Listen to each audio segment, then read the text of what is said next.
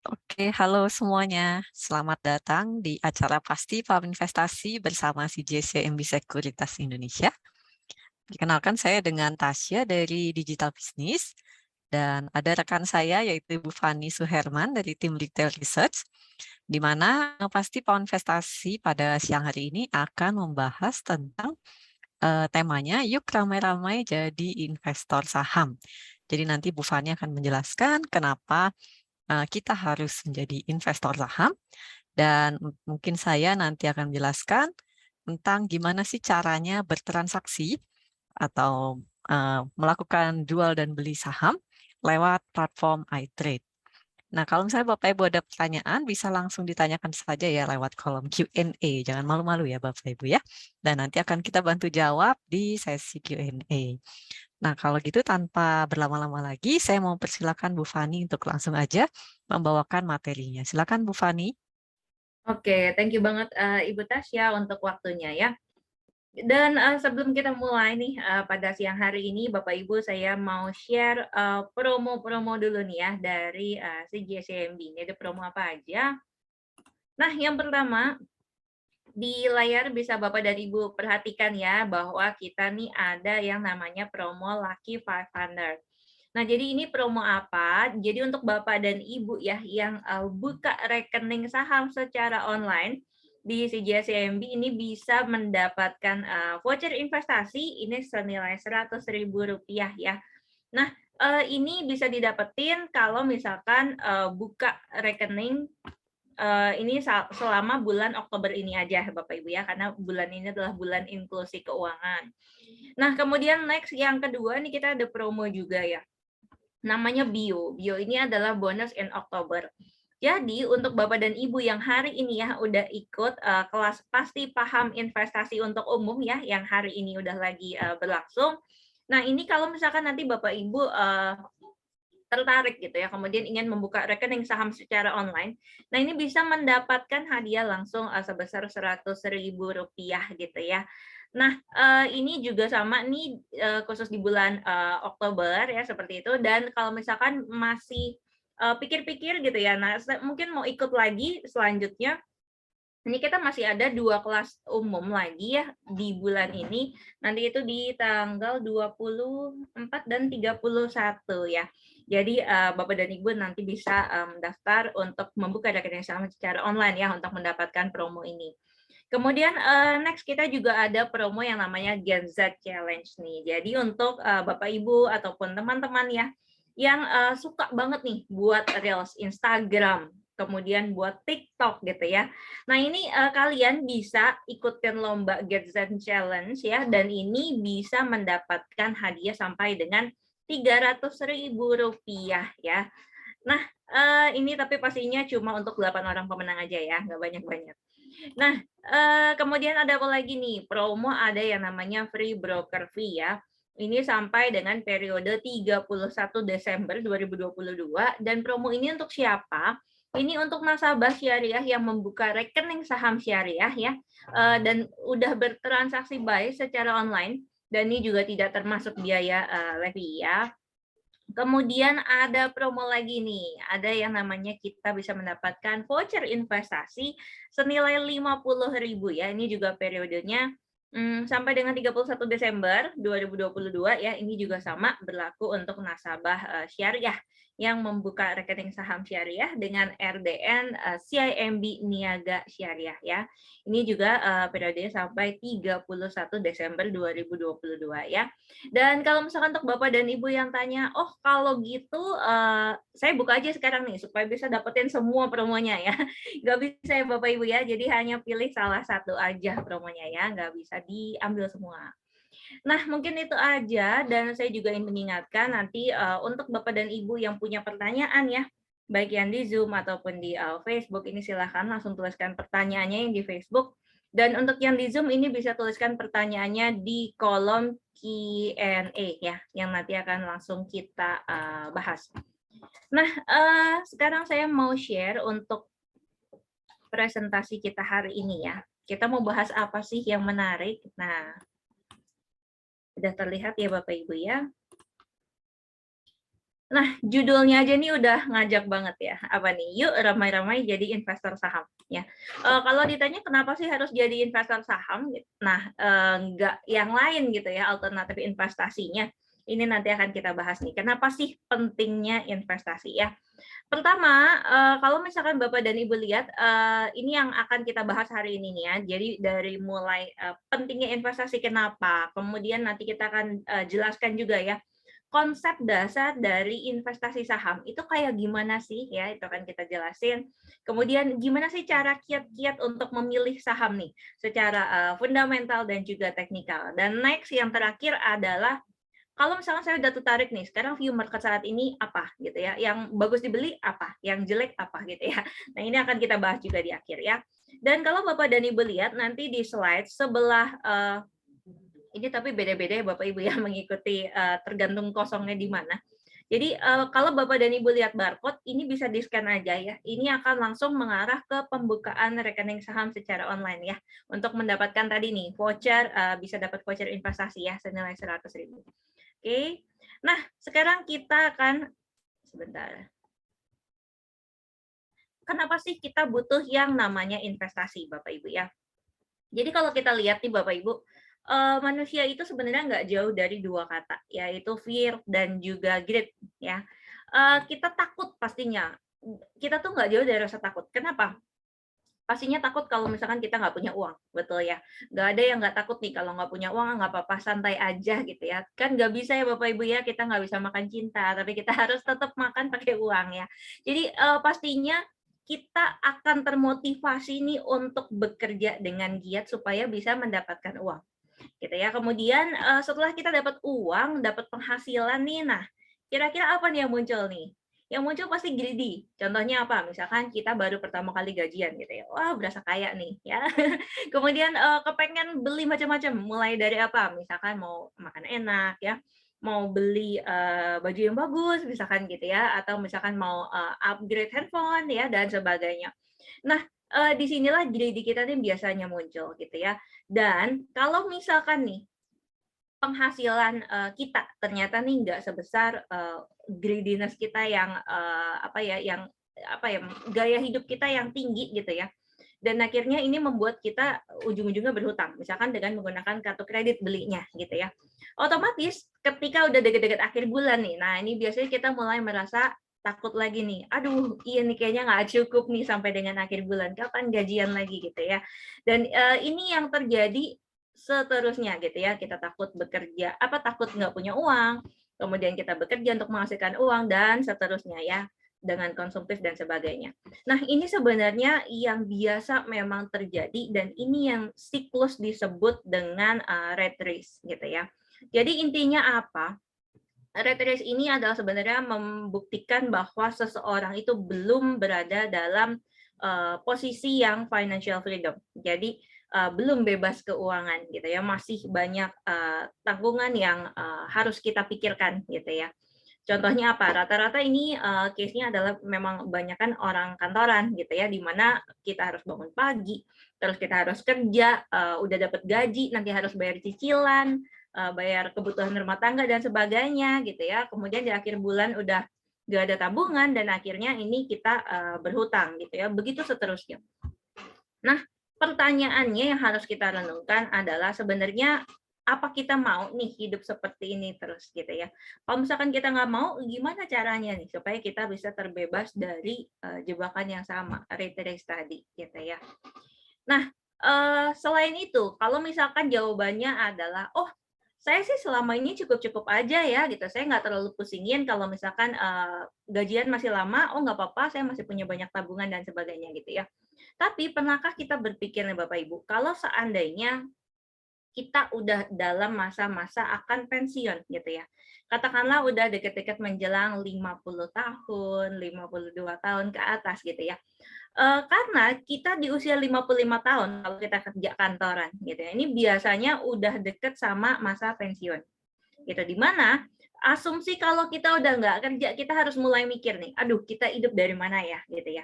Kalau misalkan kita terbiasa dengan gaya hidup yang sehat, mungkin kita bisa dikasih umur yang lebih panjang. Contohnya, misalkan mungkin dikasih umur sampai umur 70 tahun, 80 tahun gitu ya. Nah, dari umur 55 sampai 70 tahun, 80 tahun ini pastinya kan tetap butuh dana nih untuk kita melanjutkan kehidupan gitu ya. Nah, jadi kita harus tahu nih kira-kira kita mau dapetin sumber dananya dari mana gitu ya. Dengan kondisi kita udah nggak kerja lagi, otomatis nggak akan dapat income lagi gitu ya. Nah, kalau misalkan kita nggak punya investasi, itu akan jadi masalah yang besar. Karena itu kita sangat menyarankan perlunya untuk investasi sejak dini, Bapak Ibu ya. Nah, next nih. Saya yakin ya Bapak dan Ibu semua, bahkan rata-rata termasuk saya juga sebenarnya ya. Ini kita nih termasuk dalam kelompok yang aktif nih dibandingkan dengan yang kelompok pasif ya. Mungkin kalau ditanya mana sih yang lebih banyak, nah mungkin lebih banyak di aktif nih. Kenapa? Karena kita semua rata-rata masih harus bekerja dulu baru dapat uang gitu ya. Tapi kalau yang di grup sebelah kanan atau grup yang pasif ini adalah udah bukan kita lagi yang kerja untuk dapetin uang. Cuma uangnya ini yang udah kerja buat kita gitu ya. Wah, enak ya katanya kayak pasang lilin gitu ya. Bukan ya Bapak Ibu ya. Nanti kita akan jelasin apa sih bedanya. Nah, jadi kalau kita kerja untuk mendapatkan uang ya, di sini ini sebenarnya terbagi atas dua lagi nih, dua kuadran kalau Bapak Ibu lihat ya. Di sini ada yang namanya atau kita kerja sebagai employee, termasuk kayak saya gitu ya. Apa maksudnya? Kita kerja di satu company misalkan, itu kita otomatis terikat gitu ya dari segi waktu dan sebagainya. Nah, kemudian ada juga nih yang namanya self-employed gitu ya, atau kita mempekerjakan diri kita sendiri tapi tetap intinya harus kerja dulu baru dapat uang. Contohnya apa? Misalkan kita mau buka jasa konsultasi kah gitu ya, atau misalkan mau buka jasa sebagai dokter kah, perawat gitu ya, atau misalkan jadi artis, YouTuber dan sebagainya gitu ya. Mungkin kita masuk ke dalam kategori self-employed di mana kita tetap sih harus kerja dulu nih ya untuk dapetin uang. Tapi kerjanya relatif lebih suka-suka kita gitu ya. Kalau misalkan kita lagi mau cuti, oh ya udah gampang gitu ya. Tapi kalau kita sebagai employee, otomatis kan ada batasannya nih gitu ya. Kalau misalkan jatah cuti udah habis, ya nggak boleh cuti gitu ya. Nah, tapi kalau self-employed ya pasti lebih fleksibel dari segi waktu dia bisa atur sendiri gitu ya. Nah, cuma yang paling enak apa sih? Sebenarnya paling enak nih kalau kita udah bisa masuk ke kuadran yang sebelah kanan. Apa nih Bapak Ibu? Jadi yang pertama ada yang namanya business owner, gitu ya. Business owner apa sih? Misalkan Bapak Ibu tuh punya perusahaan, misalkan gitu ya. Yang istilahnya perusahaannya ini walaupun kita nggak pantau setiap hari, dia udah bisa running sendiri. Nah ini udah sebenarnya dikategorikan udah money yang udah kerja buat kita. Jadi contohnya, misalkan kita punya apa ya, misalkan punya perusahaan baju deh, misalkan jualan baju gitu ya. Kan nggak selalu nih si ownernya itu memantau setiap saat gitu ya. Misalkan kita mau jalan-jalan nih ke luar negeri gitu ya, terus kita tinggal titip aja kan ke anak buah kita misalkan. Nah terus penjualan tuh tetap berjalan. Jadi tanpa kita ngapa-ngapain, uangnya itu udah running sendiri gitu ya. Ini kondisi yang udah paling enak gitu ya kalau kita lagi ngayal. Tapi pernahkah kebayang nih kalau kita mau ada di posisi seperti ini tuh butuh dana yang sangat besar Bapak Ibu pastinya ya. Misalkan kita mau bangun PT apa? Jualan misalkan makanan, restoran besar gitu. Itu pasti butuh dananya gede gitu ya. Atau misalkan mau jualan baju dalam jumlah yang besar, itu pasti juga butuh permodalan yang besar gitu ya. Tapi kita kan nggak mungkin nih semuanya mengharapkan bisa menjadi business owner yang benar-benar udah jalan dan udah settle gitu ya. Karena butuh banyak biaya. Nah, kalau biaya kita terbatas tapi kita mau ada di kondisi pasif tadi gitu ya, kita ingin punya passive income. Caranya gimana? Yang paling mudah itu adalah dengan menjadi investor. Kenapa? Karena contohnya gini, investor di sini kita ambil contoh Warren Buffett ya. Jadi Warren Buffett ini sebenarnya tuh tanpa dia ngapa-ngapain ya, hasil investasinya itu bisa tetap jalan. Contohnya gini, misalkan Warren Buffett milih satu saham tertentu gitu ya, saham A. kemudian dia beli dan ya udah dia tinggalin gitu aja sahamnya gitu ya. Sampai dengan misalkan 3 tahun, 5 tahun nanti baru dia lihat lagi, oh ternyata hasilnya udah segini gitu ya.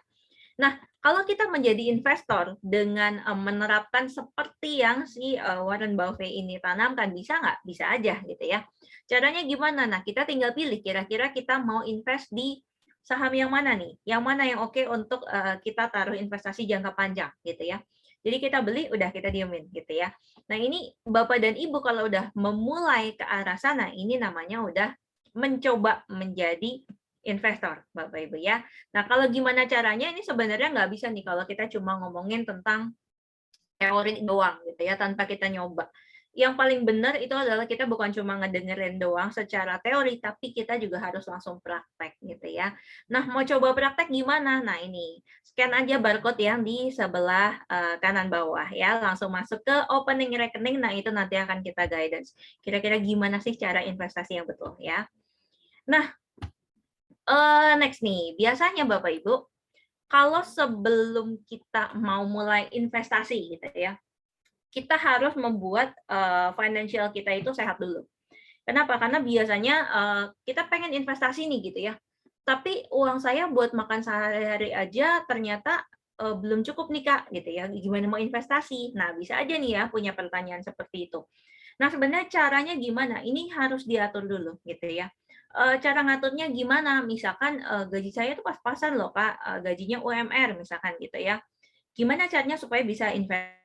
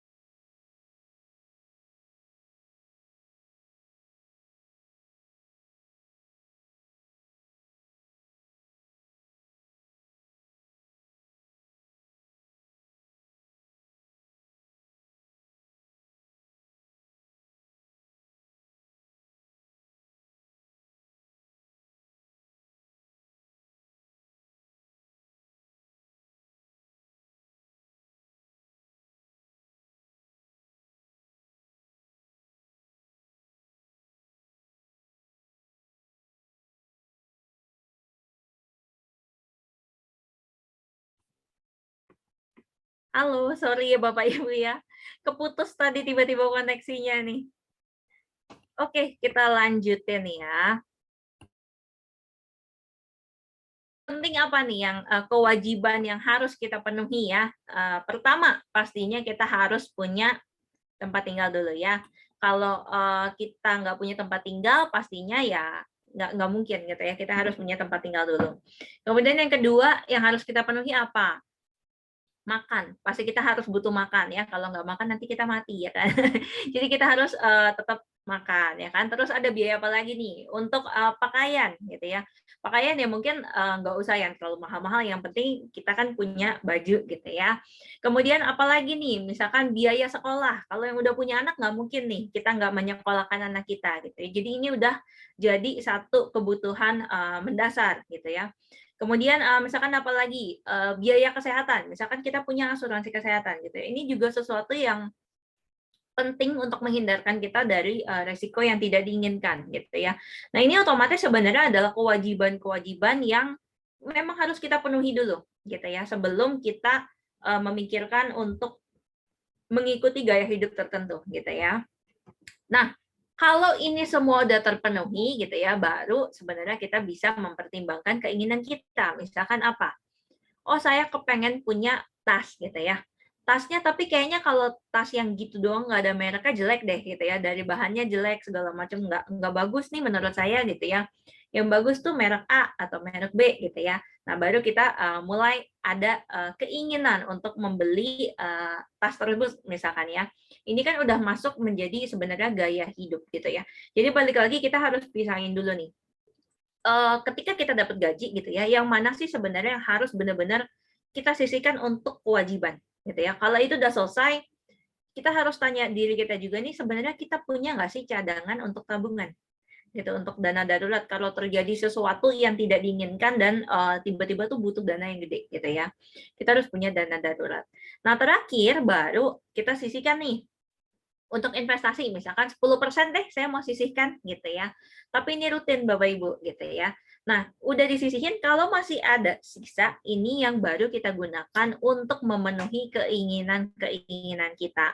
Mulai dari misalkan mau jalan-jalan dan sebagainya gitu ya. Ini masuk ke dalam daftar list keinginan kita seperti itu ya. Nah, kita harus ini yang tadi kita bahas ya Bapak Ibu ya. Kira-kira mungkin idealnya nih ya, kebutuhan tuh berapa persen sih yang harus kita sisihkan? Kita sisihin aja dulu, misalkan 50% dari pendapatan kita gitu ya. Kemudian dana darurat ini harus ada pastinya gitu ya. Kemudian setelah dikurangin lain-lain baru kita punya dana misalkan untuk bersosialisasi dan sebagainya. Ini udah masuk kategori sebenarnya untuk memenuhi lifestyle kita ya atau gaya hidup seperti itu ya. Nah, kenapa kemudian kita sangat penting untuk yang namanya investasi? Jadi ini investasi secara umum ya Bapak Ibu ya, bukan hanya mengarahkan ayo pokoknya harus investasi ke saham, bukan ya. Tapi kita harus berpikir gini Bapak Ibu, memang yang namanya inflasi itu sangat penting untuk kita perhatikan. Dulu saya inget banget waktu saya masih mungkin SD ya, SD SMP ya. Kalau kita belajar ekonomi nih, oh inflasinya naik gini gini gini gitu ya. Mungkin kayak kita berpikir gini, ini apa sih? Ini kan cuma angka gitu ya. Ini angka di kertas yang sebenarnya nggak ngefek kok kehidupan saya gitu ya. Ternyata kalau dulu mungkin kita belum ngerti ya, tapi kalau sekarang kalau dipikir-pikir inflasi itu sebenarnya penting banget datanya. Kenapa? Karena ini mempengaruhi kehidupan kita juga. Contohnya, misalkan dulu kalau kita pikir-pikir ya, kita beli bakmi misalkan, mungkin cuma butuh Rp1.000. Nah, 10 tahun mendatang beli bakmi yang sama gitu ya, dengan porsi yang sama, mungkin udah nggak dapat segitu, harganya udah 3 kali lipatnya misalkan, jadi 3.000 gitu ya. Kenapa naiknya kok banyak banget, kenapa dia harganya nggak 1.000 aja gitu ya. Nah ini kenaikan harga ini adalah efek dari yang namanya ada inflasi gitu ya. Jadi kalau dibilang, oh inflasinya naik, itu mah kayaknya nggak relate deh, kayaknya nggak penting-penting banget, itu mah orang di TV aja tuh yang lagi ngomongin itu gitu ya. Enggak gitu ya, jadi memang ini ada hubungannya. Inflasi naik otomatis sebenarnya harga-harga juga sebenarnya pasti akan ikut naik dan ini akan mempengaruhi kehidupan kita. Kenapa? Otomatis berarti penghasilan kita yang kita anggap sekarang gede gitu ya, untuk berapa tahun mendatang itu mungkin nggak ada apa-apanya. Jadi yang uang yang kita tabung, misalkan nih, untuk ukuran sekarang deh ya, 10 juta gede nggak Bapak Ibu? 10 juta lumayan ya sebenarnya ya, bisa beli macam-macam gitu ya dengan 10 juta itu. Tapi mungkin untuk 10 tahun ke depan, 10 juta kira-kira gede nggak? Mungkin jadi kecil. Ya, dulu kalau misalkan kita ingat-ingat nih, kalau katakanlah 10 tahun sebelum sekarang ya, 1 juta tuh gede nggak Bapak Ibu? Gede ya menurut kita ya. Tapi 1 juta untuk ukuran sekarang, gede nggak kira-kira? Udah jadi kecil nilainya ya. Kenapa? Kayak misalkan sekali isi bensin, bensin kan sekarang udah lumayan naiknya lumayan, lumayan ya, dan lumayan mahal berasa juga nih kalau ngisi ya. Sekali ngisi berapa sih Bapak Ibu sekarang misalkan, bensin? Nah mungkin, misalkan 300.000, 400.000 ya. Terus kayak misalkan kita makan di luar, udah 100.000, 200.000 ya. Mungkin dalam beberapa hari 1 juta tuh habis, gitu ya. Jadi, 1 juta untuk ukuran sekarang jadi nggak gede. Padahal menurut ukuran zaman dulu gede ya. Itu pengaruh apa? Ini adalah efek dari yang namanya inflasi gitu ya. Nah, gimana caranya solusinya supaya tabungan kita itu enggak tergerus oleh yang namanya inflasi gitu ya, supaya ibaratnya nanti saya nabung untuk berapa tahun ke depan, nah saya tetap masih berasa kaya gitu ya. Jadi nggak berasa tiba-tiba kok uang saya kayaknya dikit ya, kok udah nabung sekian lama kayaknya nggak ada apa-apanya nih gitu ya. Jangan sampai gitu. Nah, gimana solusinya? Solusinya adalah kita harus punya yang namanya investasi. Seperti itu ya. Nah, gimana caranya investasi? Nah, ini kalau Bapak Ibu mau tahu gimana caranya untuk investasi di pasar modal, bisa langsung di scan aja barcode-nya ya, yang di sebelah kanan bawah. Nah, next nih, selanjutnya mungkin muncul pertanyaan ya di dalam benak Bapak Ibu, kira-kira tertarik sih saya untuk investasi gitu ya. Saya tahu memang saya wajib untuk investasi gitu ya. Tapi pertanyaannya investasi kemana? Karena sekarang tuh investasi banyak banget ya. Mulai ada yang nawarin dari emas kah, Bitcoin kah gitu ya, saham, obligasi, deposito, dan sebagainya. Nah, dulu nih kalau zaman-zaman dulu mungkin biasanya orang banyak taruhnya di emas gitu ya. Contohnya kenapa? Ibu-ibu nih seneng banget beli emas kalau punya uang. Kenapa? Karena bisa dipakai juga kan gitu ya. Jadi kita beli misalkan, kalung gitu atau bentuknya cincin atau, gelang ya. Dengan dalih apa? Dengan dalih biasanya nih, "Oh, nggak apa-apa, kan harganya nanti nggak akan turun, justru saya akan untung," gitu biasanya, ya kan. Nah, tapi ada juga sebagian nih yang, taruh di deposito gitu ya, misalkan taruh di deposito bank A atau bank B gitu ya, merasa bahwa ini memang lebih aman gitu ya. Kemudian ada juga yang, taruh coba di obligasi, negara misalkan gitu ya, mungkin ada beberapa yang sudah mulai melakukan itu.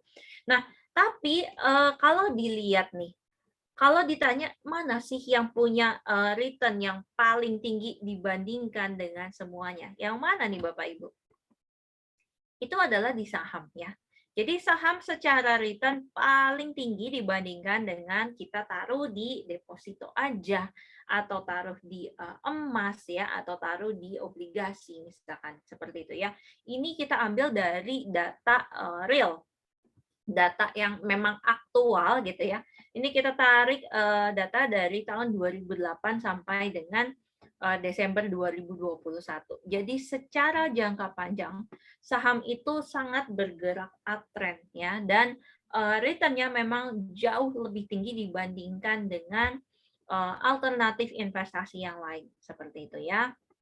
Dan kalau kita lihat, kita tuh harus cari investasi memang yang bisa memberikan return di atas inflasi. Kenapa? Karena kita bisa disebutkan bahwa investasi kita itu berhasil ya. Kalau real nilai investasi kita itu tetap positif setelah dikurangi inflasi. Contohnya apa? Misalkan gini, kita taruh di deposito ya. Deposito kita itu sekarang nih harganya bukan harganya ya, return-nya. Kalau misalkan, kita dapat bunga gitu ya, return-nya itu, 3,5% misalkan ya. Kemudian inflasi ternyata nanti di akhir tahun inflasinya 5%. Nah, tadi kan kita cuma dapat 3,5% ya Bapak Ibu ya, sedangkan tadi inflasinya 5%. Nah, itu otomatis sebenarnya uang kita itu sebenarnya malah tergerus gitu ya. Jadi itu kita sebenarnya bukan dapat return gitu ya, malah kayak kayak hitungannya kayak apa ya, ya hilang nilai uang itu jadi hilang gitu ya. Nah, nilai uang kita disebut bertumbuh kalau apa? Kalau seandainya kita bisa menemukan alternatif investasi yang bisa menawarkan di atas 5%, di atas inflasi tadi gitu ya. Misalkan kita masukin ke ori misalkan gitu ya. Orinya sekarang bisa dapat 7% misalkan ya Bapak Ibu ya. Nah, 7% dikurangin dengan inflasi tadi 5%, itu kan dapatnya 2% ya. Jadi real return kita, investasi kita itu berapa? Cuma 2%. Kira-kira seperti itu ngitungnya ya Bapak Ibu ya. Nah, jadi kalau misalkan kita udah ngerasa bahwa, oh selama ini saya udah nabung kok gitu ya, udah rajin nih taruh di tabungan, tapi ternyata taruhnya cuma di deposito dan itu bunganya cuma 3,5%, di bawah misalkan inflasi yang 5%. Itu otomatis sebenarnya nilai mata uang kita pelan-pelan tuh akan berkurang, akan tergerus gitu ya. Nah, next nih, apa sih yang harus kita lakukan dan tidak boleh kita lakukan ketika kita mau investasi di saham ya. Jadi yang pertama nih, kita kalau misalkan mau coba untuk investasi saham ini pastinya harus punya dana yang menganggur ya. Jangan pakai dana misalkan tanggal misalkan ini gini, ini masih tanggal 15 gitu ya. Awal bulan depan itu saya mau pakai untuk bayar uang sekolah. Tapi lumayan tuh kalau misalkan saya bisa puterin dulu nih dananya, masih ada setengah bulan misalkan gitu ya. Terus berpikir, "Oke deh, saya taruh nih, entar ini untuk, anak saya si A, si B, si C ya, ini anaknya ada 3, dikumpulin dulu dananya, saya beliin saham dulu A," gitu ya. Nah, kemudian, berharap saham itu naik, kemudian, bisa dijual, bisa untung, baru bayar uang sekolah. Nah, ini jangan sampai kejadian ya, karena kenapa? Kita nggak akan pernah tahu, fluktuasi pasar itu akan seperti apa. Bahayanya adalah ketika dana itu adalah dana yang, akan pasti digunakan dalam jangka waktu dekat gitu ya, dan sedangkan waktu masuk ternyata sahamnya koreksi, nah itu biasanya kelar tuh. Stresnya luar biasa gitu ya, karena kenapa? Dijual sayang karena rugi gitu ya, nggak dijual masa nggak bayar uang sekolah gitu ya. Nah ini jangan sampai kejadian ya. Kemudian, yang dianjurkan apa nih? Kita harus coba untuk diversifikasi portofolio.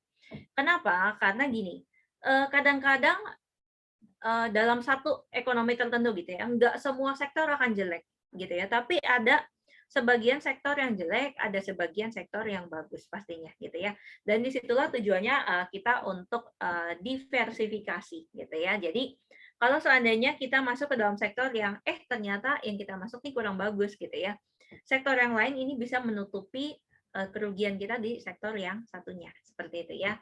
Ini gunanya untuk, diversifikasi. Nah, kemudian, next ini kita juga harus, mempelajari yang namanya analisis fundamental dan juga analisis teknikal gitu ya, sebelum kita memutuskan untuk investasi di, saham atau pasar modal. Nah, yang tidak boleh dilakukan apa nih Bapak Ibu? Pertama, misalkan kita pakai hutang ya, kemudian misalkan kita masukin dana itu ke satu saham aja. Ya, ini juga biasanya, jadinya kalau misalkan dia rugi, ya udah benar-benar rugi, nggak ada yang untung sama sekali gitu ya, rugi semua. Kemudian, ketiga, ini dengar, gosip nih dari orang yang, mungkin bisa kita percaya, tapi kadang-kadang kita tahu gosip itu nggak selalu benar, gitu ya. Yang paling parah apa? Kita udah dengar gosip dan itu kita yakinnya 100%, kemudian kita berhutang untuk beli saham berdasarkan gosip tadi, itu udah double-double. Contohnya kenapa?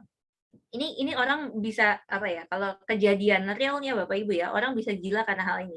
Kenapa? Misalkan gini, kita dengar gosip bahwa saham A nih ya, saham A ini bulan depan bakal ke 300. Sekarang harganya masih 100 gitu ya. Tahu dari mana? Udah saja yakin ini info orang dalam, misalkan gitu ya. Kemudian apa yang terjadi? Wah, saya lihat tiap hari, oh iya ya dia naik ya, benar ya. Mulai naik nih 150, itu biasanya udah greedy-nya muncul nih. Wah iya benar nih, kita harus masuk sebanyak-banyak ya gitu ya. Kemudian yang kejadian adalah, aduh tapi uang saya udah nggak ada lagi nih di saham itu. Apa yang saya lakuin? Pokoknya saya harus dapat barang itu dengan jumlah misalkan 1.000 lot ya. Apa yang harus dilakukan? Kita utang. Utang entah itu pakai pinjol kayak utang ke bank kayak utang kemana, pokoknya utang ya. Bisa dapat, intinya harus dapat 1.000 lot misalkan gitu ya. Dan kita utang terus kita yakinin banget itu saham akan naik ke 300 bulan depan gitu ya. Dan kita beli, benar kita beli pakai utang. Ternyata kejadiannya adalah sebelum akhir bulan depan pun itu saham koreksi sampai misalkan jadi cuma nilainya 80, 70 atau 50 bahkan. Nah ini bisa buat orang gila Bapak Ibu. Kenapa? Karena dia nggak punya uang untuk bayar utangnya, gitu kan. Sahamnya juga turun, nilai uangnya juga udah habis. Nah ini udah stresnya double-double. Jadi sekali lagi kita ingatkan nggak boleh percaya yang namanya gosip gitu aja ya. Siapapun yang memberikan gosip ini biasanya tetap ada 50-50 ya. Tetap ada potensi benar, ada potensi salah gitu ya. Yang paling bagus gimana? Kita tetap harus analisis dulu sendiri nih. Kira-kira masuk akal nggak sih yang dia ngomong gitu ya? Masuk akal nggak nih dari segi fundamental dan teknikalnya gitu ya sebelum kita benar-benar memutuskan untuk investasi di saham tersebut. Dan intinya memang paling aman sebenarnya jangan gunain hutang, tapi gunakan uang yang memang sudah kita siapkan untuk investasi ya, tapi investasi jangka panjang sekali lagi ya, jangan jangka pendek yang misalkan untuk bayar kebutuhan sehari-hari di bulan depan gitu ya. Nah, itu pasti akan lebih aman deh Bapak Ibu ya untuk coba investasi di saham ya. Next, apa sih konsep dasar dari investasi saham? Nah, sekarang yang lagi rame nih Bapak Ibu ya, bisnis apa sih? Misalkan kita mau bisnis kopi ya, karena kenapa? Bisnis kopi ini biasanya untungnya gede ya Bapak Ibu ya, karena kan sebenarnya dia cuma jual minuman aja, biasanya nih marginnya gede ya. Nah, misalkan nih, ini namanya si Kak Siji ya. Nah, si Kak Siji ini punya modal nih 1 juta. Terus dia pengen banget punya kedai kopi kecil gitu ya. Tapi dia butuh modal 8 juta ya. Otomatis nggak cukup dong uangnya ya kan. Apa yang harus dia lakukan? Nah, dia cari akal nih. Antara dia pinjem ke bank ya kan, yang 7 jutanya itu, atau dia ajak teman-temannya patungan gitu ya. Mau nggak patungan sama saya? Kalian taruh deh di saya 1 juta gitu ya, diajak 7 orang temennya, kita patungan buka usaha ini gitu ya. Ini juga bisa dilakukan. Nah, akhirnya katakanlah terciptalah nih ya impiannya si Kak Siji tadi nih.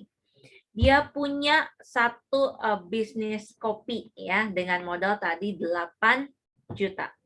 Nah, next, kalau kita lihat ternyata nih usahanya tuh laku keras gitu ya. Misalkan dia buka kafe kecil sebenarnya gitu ya, tapi ini di deket kampus misalkan gitu ya. Kopinya pun murah, misalkan dijualnya 1 cup cuma 10.000 ya. Tiap hari yang ngantri ramai gitu ya. Antri terus pokoknya ya, nggak ada sepinya misalkan. Nah, otomatis akhirnya nih dari yang tadinya dia cuma punya kedai kecil, sekarang dia bisa sewa ruko misalkan dekat situ ya. Nah, nilai secara bisnisnya yang tadinya dari 8 juta ini jadi lompat jadi 16 juta gitu ya. Otomatis sebetulnya modal Kak Siji tadi yang tadi cuma 1 juta ini otomatis sekarang berkembang jadi 2 juta nilainya gitu ya. Kemudian modal teman-temannya gimana? Sama gitu ya. Jadi udah bukan 1 juta lagi, tapi udah jadi senilai 2 juta. Bisa nggak teman-temannya misalkan gini, saya butuh modal nih, saya udah nggak mau deh di situ gitu ya. Misalkan saya pengen buka usaha lain nih, buka usaha cilor gitu ya. Jadi dia tarik nih dananya yang tadi berikut keuntungannya ya 2 juta, dia jual lagi ke temennya yang lain, mau nggak nih? Kayaknya prospeknya masih oke sih ini si kopi ini gitu ya. Bisa aja kan dia jual ke temannya dengan harga 2 juta gitu ya. Nah, temennya juga pasti akan mau karena ngelihat bahwa oh bisnisnya menarik gitu ya. Nah, hal ini sebetulnya sama aja dengan kita umpamakan Kak Siji ini. Ini adalah emiten Bapak Ibu ya. Emiten yang ingin listing di bursa efek ya. Dia kepengen punya cita-cita mengembangkan bisnisnya jadi lebih besar gitu ya.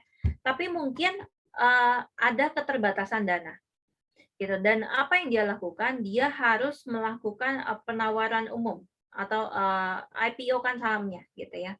Dan kita yang di sini ini termasuk orang-orang yang tertarik ingin investasi di perusahaan si emiten tadi, gitu ya. Dengan ekspektasi usahanya ini akan berkembang ke depannya, gitu ya. Dan nilai investasi kita juga bertumbuh, gitu ya.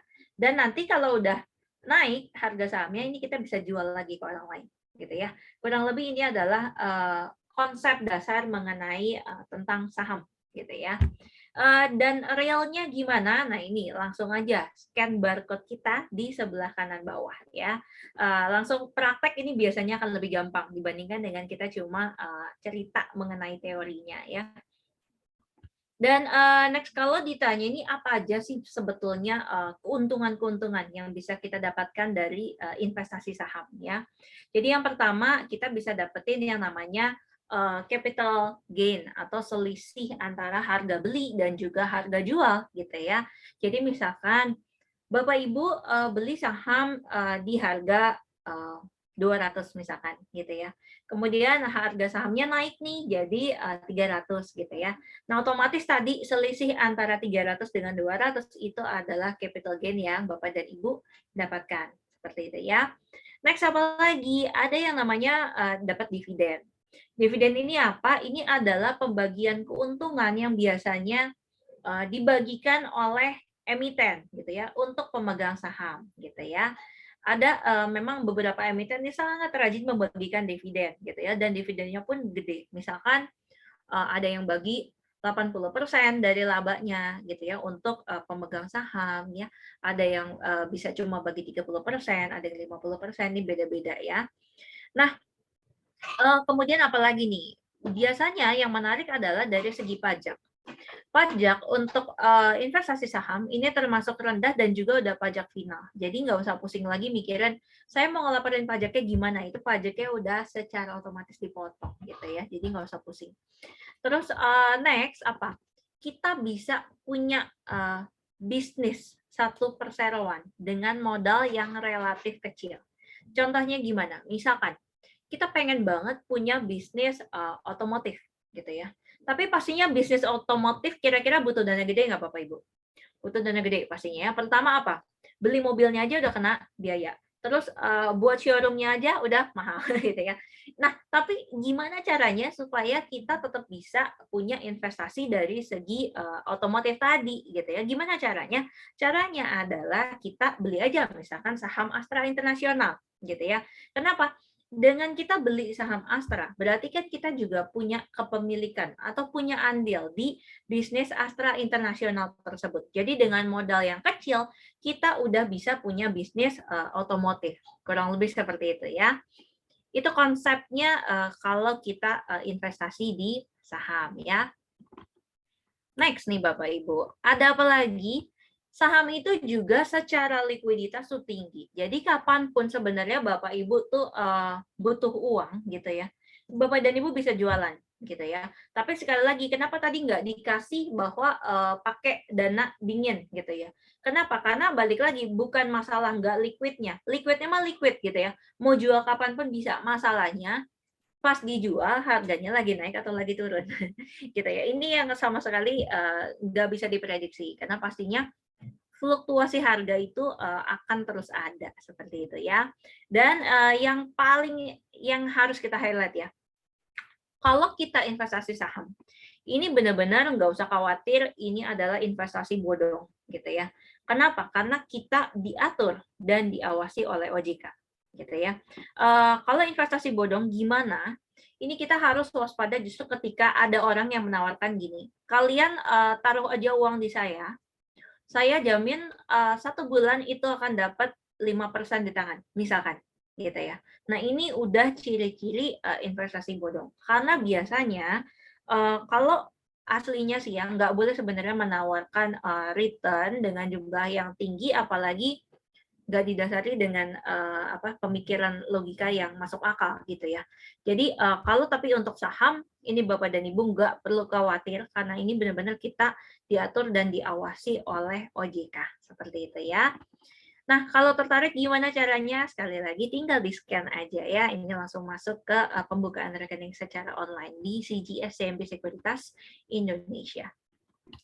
Nah, next nih, kalau misalkan sekarang kita tertarik ya, oke, kayaknya saya pengen banget deh untuk investasi di saham gitu ya. Cuma saya bingung gimana sih caranya memilih saham yang tepat gitu ya. Gimana caranya tahu fundamental yang bagus, teknikal yang bagus, gimana caranya ya. Nah, sekarang sebenarnya nih kita mau bahas Bapak Ibu. Analisis ini memang ada dua ya. Ada dua sisi nih. Ada yang suka pakai analisis fundamental. Tapi ada juga yang suka pakai analisis teknikal gitu ya. Apa sih bedanya? Nah, fundamental ini biasanya tuh kita kalau mau lihat saham ini bagus atau enggak, tapi untuk jangka panjang gitu. Jadi yang kita lihat itu benar-benar bisnisnya ke depan, misalkan 10 tahun kira-kira bagus nggak sih kira-kira gitu ya. Ini yang kita lihat dari segi si fundamental. Nah, tapi yang lebih suka menggunakan teknikal, ini gimana? Ini biasanya trader. Jadi memang balik lagi tergantung ya, Bapak Ibu tipenya yang mana? Tipe investor jangka panjang atau jangka pendek gitu ya. Kalau jangka panjang mungkin memang lebih bagus pakai analisis fundamental. Tapi kalau yang jangka pendek mau pakai fundamental ini biasanya nggak kena. Kenapa? Karena biasanya gini, misalkan secara fundamental dia bagus nih gitu ya, harganya nih masih murah banget gitu ya, misalkan nih, secara book value, harga saham ini, 1.000 ya, sekarang harga sahamnya ini masih 200, murah nggak? Murah gitu ya. Cuma kalau, harapannya adalah saham ini akan langsung naik segitu cepatnya, misalkan dalam waktu pokoknya seminggu, saya tungguin nih kalau dia nggak naik juga nih berarti, wah kelewatan gitu ya. Nggak bisa Bapak Ibu, kenapa? Fundamental ini kita nggak tahu kapan dia benar-benar mencapai harga fair value-nya itu gitu ya. Jadi walaupun kita tahu misalkan secara book value pokoknya dia harganya 1.000 kok gitu ya. Tapi sekarang harga 200 kok nggak naik-naik. Nah itu memang nggak bisa kita prediksi kapan dia naik sampai ke 1.000 gitu ya. Bisa jadi misalkan butuh waktu 2 tahun kah, 5 tahun kah, nggak ada yang tahu ya. Nah, tapi kalau Bapak Ibu memang tertarik untuk jangka pendek, ini biasanya kita lebih menyarankan untuk menggunakan analisis teknikal karena ini lebih masuk akal gitu ya. Teknikal itu biasanya Bapak dan Ibu misalkan untuk trading harian pun bisa gitu ya. Bahkan mau pakai yang di bawah 1 hari gitu ya untuk misalkan mau scalping atau apa gitu itu juga eh, lumayan lah bisa kebaca sebetulnya dari segi teknikal tadi seperti itu ya. Nah ini kurang lebih perbedaannya gitu ya.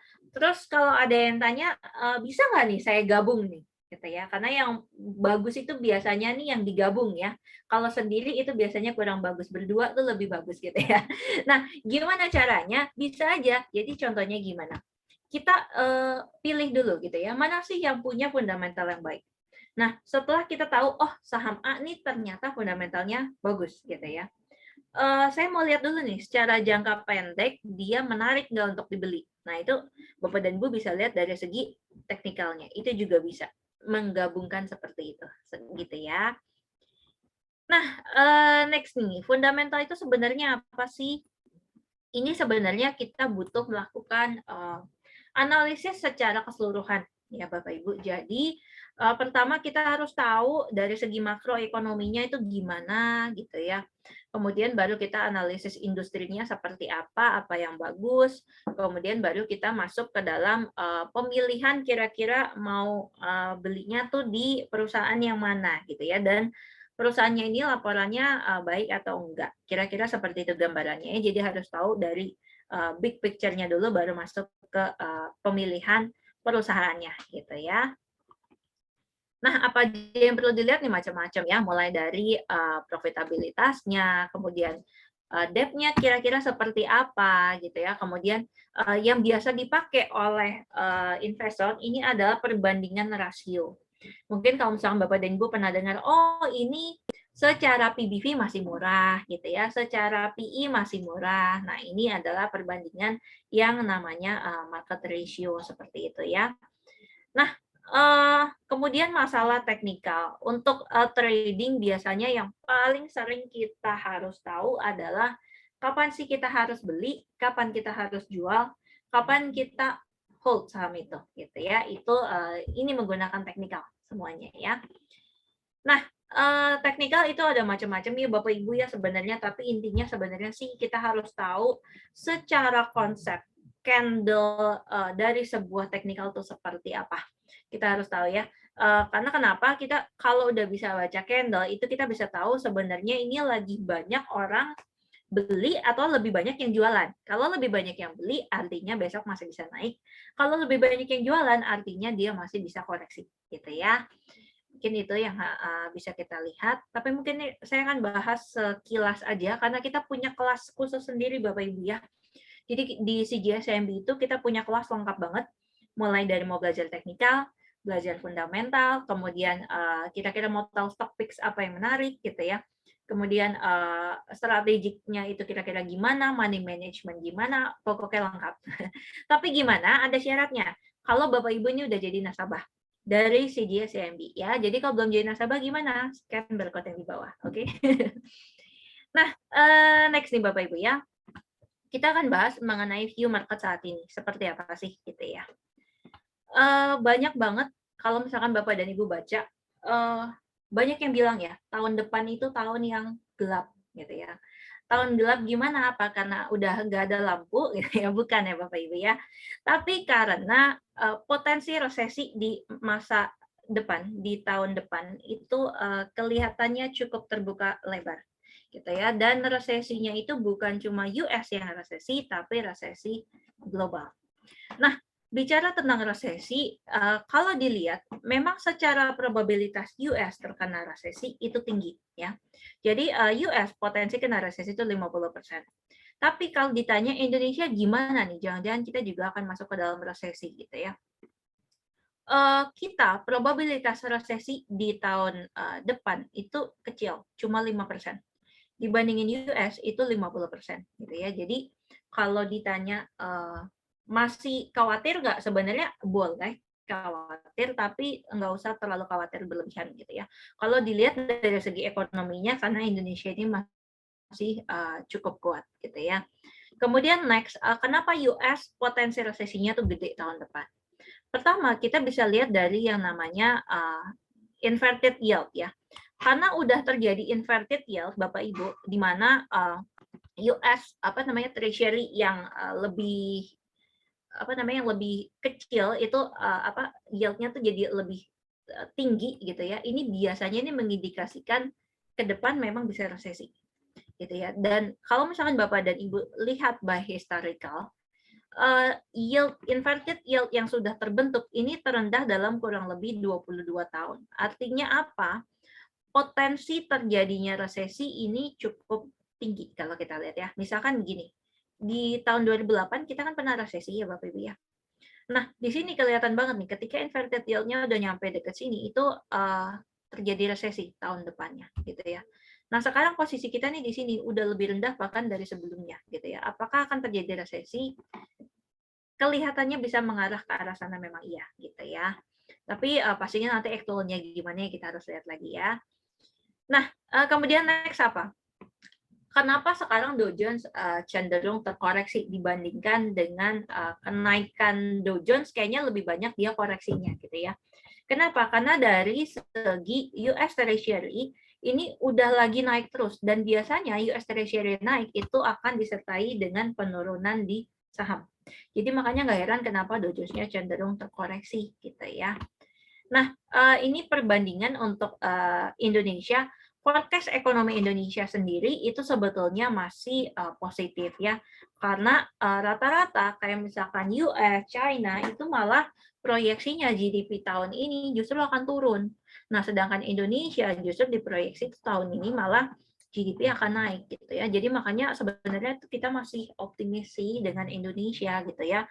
Balik lagi karena tadi masih kuat dan kalau kita lihat makanya probabilitas kita kena resesi itu cuma 5% gitu ya. Nah, kemudian mata uang rupiah memang melemah, cuma kalau kita lihat nggak separah yang lain gitu ya. Jadi sebenarnya ini masih koreksi pelemahan rupiah yang cukup wajar ya. Kemudian kalau ditanya apa sih kemudian yang negatif dan yang positif nih dari adanya pelemahan rupiah. Nah, kalau ditanya mana yang positif sebenarnya kita cari aja mana sih kira-kira emiten yang banyak ekspor keluar. Kenapa? Karena kalau ekspor dia dapatnya dalam apa Bapak Ibu? Dalam US dollar. Otomatis dia dapatnya lebih gede gitu kan karena rupiahnya melemah dia dapatnya dalam dolar ya otomatis dia untung gitu ya. Nah makanya prefernya ke emiten-emiten yang relate dengan komoditi gitu ya yang banyak ekspor gitu. Negatif kemana? Ke perseroan-perseroan yang banyak mengimpor gitu ya. Dan importnya itu kan berarti dia akan kena cost-nya lebih mahal berhubung si rupiah ini lagi melemah gitu ya. Contohnya kemana? Kayak misalkan retailer, poultry, construction, healthcare, consumer staples, ya kayak misalkan Indofood, ICBP, semen, ini juga kena dampak negatif dari adanya pelemahan rupiah seperti itu ya. Nah, inflasi. Kalau kita lihat memang inflasi ini masih bisa cukup tinggi. Efek dari mana? Efek dari kenaikan BBM intinya gitu ya. Inflasi tinggi apa sih hubungannya? Biasanya ini akan disertai dengan kenaikan suku bunga. Jadi di minggu ini Bapak Ibu, ini akan ada pengumuman lagi kenaikan BI rate ya. Mungkin kalau menurut proyeksi sih akan naik lagi nih sebesar 25 bips gitu ya di hari Kamis ini nanti akan ada pengumumannya ya.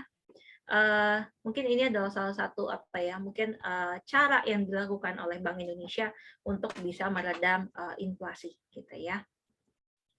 Nah, tapi IHSG so far gimana nih? Menarikkah untuk kita beli ya? Jadi kalau kita lihat dari segi rupiah masih terkendali, kemudian kalau kita lihat dari segi bond real yield dengan equity valuation-nya ini masih lumayan masuk akal gitu ya. Maka IHSG sebenarnya masih cukup menarik. Kemudian kalau kita lihat nanti ada potensi inflow ke IHSG, kemudian yang harus kita watch lagi adalah dari segi rilis laporan keuangannya.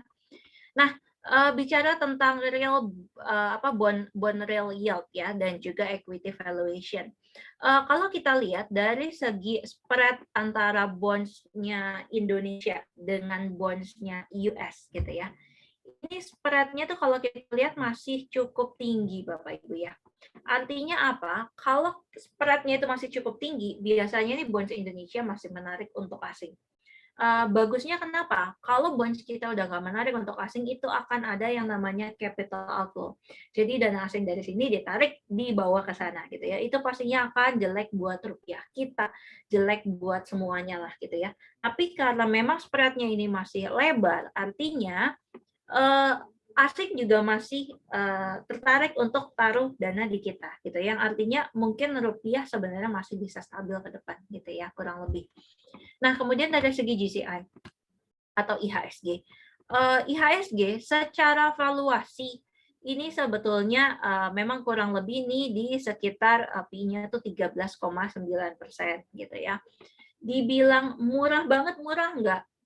Sebetulnya enggak murah-murah banget karena IHSG kita itu udah premium secara PE ya, premium secara tadi rasio PER ya, price to earnings itu sekitar premium 45% dibandingkan dengan pasar emerging market gitu ya. Tapi apakah ini artinya udah tinggi banget dan siap ambruk? Biasanya kan yang nanya gitu ya. Enggak juga. Kenapa? Karena biasanya dalam kondisi ada commodity booming gitu ya, di mana ini pernah terjadi sebelumnya sekitar tahun 2010 sampai dengan 2013 gitu ya.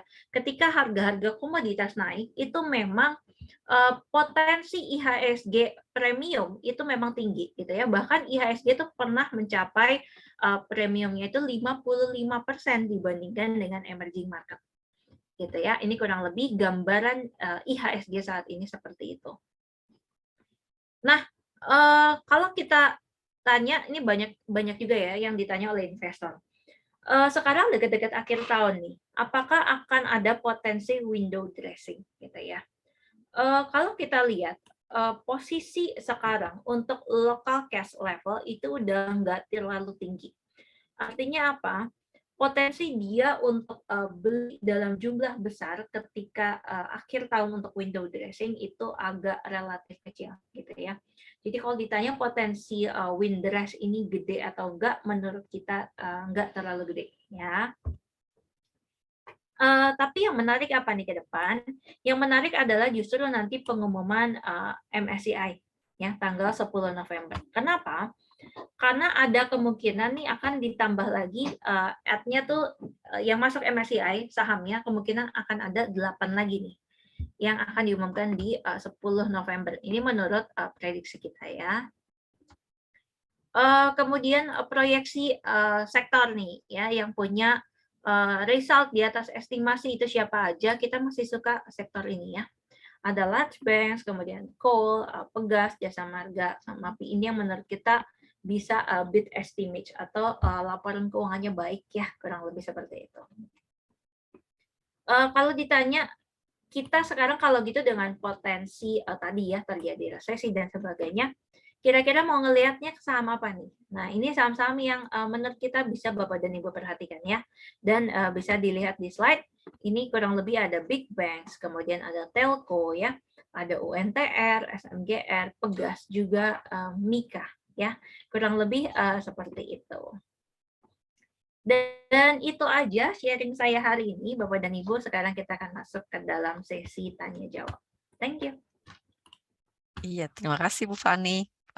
Penjelasannya sangat Menarik sekali ya Bapak Ibu semuanya. Kalau misalnya Bapak Ibu ada yang mau bertanya, bisa langsung di kolom Q&A aja ya. Mungkin masih ada waktu sekitar 10 menit deh kita kasih. Oke, ini sih baru ada pertanyaan dari Pak Dendi Raharjo. Untuk mendapatkan promo Lucky 500 Tobio pada kriteria tertentu saat melakukan registrasi seperti referral, kalau sudah untuk membuktikan kalau sudah ikut kelas pasti. Tidak ada kriteria tertentu Pak apabila Bapak sudah ikut kelas pasti hari ini dan kemudian setelah acara ini langsung membuka rekening efek, maka nanti tim terkait akan mengecek dan memproses untuk voucher investasi yang akan Bapak terima ya.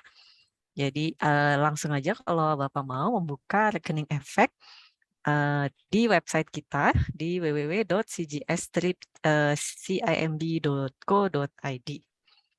Oke, mungkin karena belum ada pertanyaan, saya akan bertanya dikit-dikit nih ya ke Bu Fani ya. Yuk. Nah, iya. Heeh. Nah, Bu Fani, kan memang mungkin di sosial media juga rame ya para influencer ngomongin resesi, resesi, resesi. Tapi mungkin di sini ada yang belum pernah sama sekali investasi saham. Kira-kira ini waktu yang tepat nggak ya, Bu, untuk berinvestasi saham kayak gitu? Hmm. Oke, jadi gini, kalau tadi kita lihat ya, secara jangka panjang, IHSG itu memang bergerak dalam teritori yang uptrend secara jangka panjang, gitu ya. Kita tarik misalkan untuk jangka waktu 10 tahun, gitu ya. Jadi sebetulnya ketika nanti terjadi koreksi, itu sebenarnya adalah saat yang tepat untuk kita mulai collect, gitu ya. Nah, kalau sekarang Bapak dan Ibu lihat memang IHSG lagi cenderung beberapa lama ini agak koreksi, gitu ya. Udah sekitar kurang lebih sekarang 6.700-an. Ini sebenarnya nggak ada salahnya nih. Bapak Ibu mulai coba keker kira-kira yang mana nih yang menarik gitu ya. Dan mulai coba investasi. Gitu. Dikit-dikit aja. Jadi misalkan punya dana dari 100% gitu ya. Masukin dulu misalkan 20% gitu ya. 80%-nya gimana? Hold dulu, lihat kondisi seperti apa gitu ya. Ketika misalkan nanti ada koreksi lagi gitu ya, masuk lagi pelan-pelan 20% gitu ya. Sambil melihat situasi seperti apa gitu ya. Cuma gambarannya memang kurang lebih potensi terjadi resesi memang betul terbuka gitu ya di tahun depan. Cuma memang kalau kita lihat untuk Indonesia sendiri sebetulnya sih lebih aman gitu ya dibandingkan dengan misalkan negara-negara yang lain seperti itu. Itu tadi yang udah kita share dari data-data yang aktual gitu ya. Mungkin itu sih, semoga bisa membantu. Iya, makasih Bu Fani. Pastinya kalau misalnya presentasi dari tim retail research CGS semua berdasarkan fakta ya dan data ya Bu Fani ya. Ya. Ya. Dan maksudnya mungkin kita suka cemas dan kepikiran nih soal tahun depan gimana ya gitu. Apalagi Iya. banyak berita-berita yang mungkin kurang enak ya Hmm. akhir-akhir ini. Iya. Oke, ini ada pertanyaan nih dari Ibu Sulistia Anisha. Mm-mm. Kak, yang dimaksud untuk menutupi inflasi seperti yang Kak Fani katakan, supaya tidak tergerus dalam investasi adalah berinvestasi di atas 5%. Maksudnya gimana ya? Mm-mm. Oke, thank you untuk pertanyaannya Bu Sulistia. Nah, jadi gini, misalkan nih ya, kan kita nggak tahu nih sampai akhir tahun inflasi akan mencapai berapa gitu ya. Cuma anggaplah kita tarik kesimpulan dari hal-hal yang udah terjadi lah ya. Anggaplah di akhir tahun itu akhirnya inflasi ditetapkan 5% gitu ya. Nah, gimana caranya kita cari investasi yang bisa menguntungkan? Dalam arti apa? Bisa menguntungkan nilai mata uang kita itu nggak tergerus oleh yang namanya inflasi. Nggak tergerus maksudnya apa? Misalkan tadi ya, 1 juta untuk ukuran 10 tahun dulu gitu ya, itu gede. Tapi untuk ukuran sekarang itu jadinya nggak terlalu gede gitu ya. Karena mungkin beberapa hari aja 1 juta bisa habis gitu ya dari untuk isi bensin segala macam makan dan sebagainya ya. Nah, otomatis kan berarti sebenarnya ini ada pengurangan nilai mata uang, benar nggak? Antara 1 juta yang dulu dengan 1 juta sekarang gitu ya. Nah, itu kenapa bisa kejadian kayak gitu? Itu karena ada faktor yang namanya inflasi gitu Bu Sulistia. Nah, kenapa harus di atas 5%? Jadi gini, kalau kita mau ngitung berapa sih sebetulnya real return nilai investasi yang kita dapatkan ya. Caranya gimana? Misalkan kita pilih investasi di misalkan saham deh ya, di saham. Di saham Bu Sulistia dalam waktu katakanlah setahun, ternyata bisa profit kalau di setahunkan gitu ya, 10% misalkan dalam waktu satu tahun gitu ya. Nah, tapi apakah bisa kita sebut bahwa oh berarti hasil investasi saya di saham 10%? Enggak sebenarnya. Karena kita harus kurangin dengan si inflasi tadi gitu ya. Itu sebesar inflasi 5%. Jadi sebetulnya real return investasi yang kita dapatkan berapa? Itu cuma 5% gitu ya. Nah, tapi kalau kita nggak investasinya itu yang cari yang di atas nilai inflasi, misalkan kita cuma taruh di tabungan. Tabungan memang aman, tapi misalkan kita cuma dikasih mungkin paling gede 1% ya kalau tabungan ya. Nah, di 1% itu otomatis sebenarnya pertumbuhan investasi kita itu nggak akan gede. Karena inflasinya aja itu 5%. Jadi sebenarnya nilai uang kita tergerus berapa? Tergerus 4%. Gitu ya. Tadi yang dari antara kurangin si 5% dengan 1% tadi. Gitu. Kurang lebih seperti itu. Tapi cara gampangnya intinya gini. Kita harus cari kalau nanti inflasi akhir tahun 5% ya, seenggaknya yang kita nilai adalah total hasil investasi kita itu di atas 5% nggak? Kalau di atas 5% artinya kita masih untung gitu ya. Kalau di bawah 5% artinya kita rugi. Intinya itu sih. Gitu ya. Semoga bisa menjawab Bu Sulistia. Oke, terima kasih Fani. Yep. Nah, kalau misalnya kita baru membuka rekening efek, mungkin tadi juga di akhir Fani sempat menyebutkan ya, kira-kira saham apa sih yang cocok untuk misalnya yang baru mau memulai nih, mengingat kondisi sekarang? Yep. Oke. Saham apa? Sebenarnya kalau mau ditanya yang menurut kita paling aman apa ya? Bapak dan Ibu bisa coba untuk masuk ke big banks. Kenapa? Karena by historical sebenarnya big banks itu akan cenderung bergerak uptrend gitu ya. Jadi mungkin bisa dilihat lebih ke arah yang BRI, Mandiri, BNI, BCA gitu. Tapi kalau dari antara empat ini disuruh pilih untuk long term banget gitu dan paling defensif yang mana, itu BCA gitu ya. Mungkin itu sih jawaban saya. Semoga ini bisa bermanfaat ya untuk Bapak Ibu. Oke, terima kasih Bu Fani. Nah, sepertinya sesi Bu Fani udah selesai sih untuk sampai sini aja. Kalau misalnya Bapak Ibu semuanya masih mau ketemu sama Bu Fani, Bapak Ibu bisa membuka rekening efek sama si JCMB Sekuritas Indonesia dan mengikuti pasti paham investasi kita untuk nasabah ya, di mana ada banyak edukasi dengan berbagai topik lainnya. Terima kasih ya Bu Fani untuk Thank you. info dan insight-nya di siang hari ini. Sampai bertemu lagi. Thank you. Sampai jumpa lagi. Bye. Ya, dadah. Nah, Bapak Ibu semuanya jangan kemana-mana dulu ya, karena masih ada sesi untuk cara-cara melakukan transaksi beli dan jual saham. Jadi tadi kalau Bu Fani sudah kasih tahu kita, kenapa sih kita harus berinvestasi di saham, yang mungkin bisa memberikan, bukan mungkin ya, yang memang bisa memberikan oh ya, mungkin aja deh, saya nggak berani janji. Tadi kan kata Bu Fani nggak boleh janji-janji ya. Yang bisa memberikan return investasi di atas 5% ya. Jadi ini mungkin bisa menjadi salah satu pilihan untuk Bapak Ibu semua untuk memulai investasi di saham. Nah, tentunya kalau misalnya Bapak Ibu baru mau membuka rekening efek, kita sedang ada beberapa promo. Dan promo-promo ini bisa dilihat lebih jelas di website kita ya di www.cgs-cimb.co.id. Terutama karena bulan Oktober ini adalah bulan inklusi keuangan ya. Jadi kita yang pertama itu ada promo Lucky 500, di mana kalau Bapak Ibu langsung membuka rekening efek di CJCMB, maka Bapak Ibu berhak mendapatkan voucher investasi sebesar Rp100.000.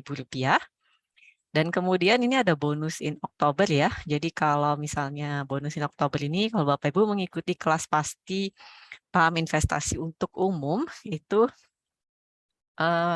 dan kemudian membuka rekening efek, maka ada ekstra lagi voucher investasinya sebesar 100.000 lagi. Nah, kalau misalnya mungkin ada yang teman Bapak Ibu yang mungkin nggak sempat ikut edukasi hari ini, tapi pengen dapetin voucher investasinya, bisa dilihat untuk edukasi-edukasi kami untuk umum lainnya, itu nanti akan ada lagi di tanggal 31 Oktober sama 24 Oktober ya. Nanti Bapak Ibu bisa mendaftar aja ya. Dan nanti setelah mengikuti kelas pasti, membuka rekening efek, maka bisa mendapatkan promo Lucky 500 dan bio tadi ya.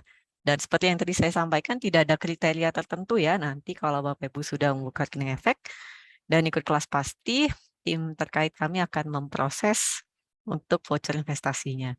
Dan yang ketiga itu ada Gen Z Challenge ya Bapak Ibu. Jadi ini khususnya untuk Bapak Ibu di sini yang mungkin suka bikin Reels Instagram atau TikTok. Jadi bisa dibuat aja dengan tema impian masa depan kaitannya dengan investasi. Nah, nanti tag ke Instagram atau TikToknya si JCIMB ya di @cgscimbid. Dan kemudian untuk 8 orang pemenang akan mendapatkan voucher investasi sebesar Rp300.000. Tata caranya itu tentunya ada tata cara yang harus diikutin ya. Bisa langsung dikunjungin aja website kami cgs-cimb.co.id, kemudian klik pada banner ini. Di sini ya, nanti diikutin aja untuk tata caranya. Kemudian ini untuk yang syariah ya. Jadi kita selain ada yang reguler, itu kita juga sudah ada yang akun syariah. Untuk Bapak Ibu yang mungkin mau transaksi saham-saham syariah aja, itu masih ada promo yaitu free broker fee khusus untuk transaksi buy secara online, dan ini sampai 31 Desember 2022. Dan juga ini ada juga Bapak Ibu yang membuka rekening efek syariah akan mendapatkan voucher investasi sebesar Rp50.000. Untuk free broker fee dan juga voucher investasi Rp50.000 masih akan berlangsung sampai 31 Desember 2022. Namun promonya tidak bisa digabung ya Bapak Ibu. Jadi kalau Bapak Ibu buka reguler, cuma dapat yang Lucky 500 aja, kayak gitu ya. Nah, untuk oh ya mungkin sedikit saya juga mau jelasin. Mungkin tadi kan Fani sempat kasih lihat untuk QR code-nya. Tapi kalau Bapak Ibu mau membuka rekening efek, Bapak Ibu bisa langsung berkunjung juga ke website kami, cgsstripsi.co.id, lalu klik register yang ada di sini. Isi nama, email, kemudian nanti akan dikirimkan oleh untuk link aktivasinya. Ini mohon maaf ya, internetnya kurang stabil. Kemudian nanti Bapak Ibu bisa mengisi untuk rekening efeknya secara online.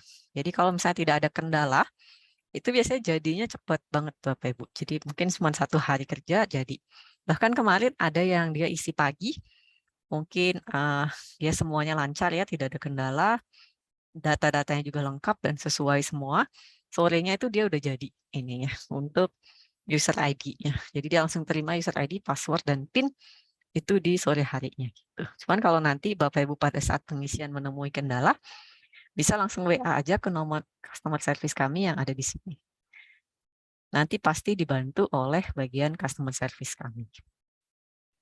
Oke, nah itu aja mungkin ya untuk promo-promo dan juga sekilas tata cara pembukaan rekening efeknya. Selanjutnya saya mau kasih lihat untuk platform online trading CGS CIMB iTrade. Sebelumnya saya mau share screen dulu. Jadi saya mau bagikan ini untuk yang di website dan juga yang di mobile ya.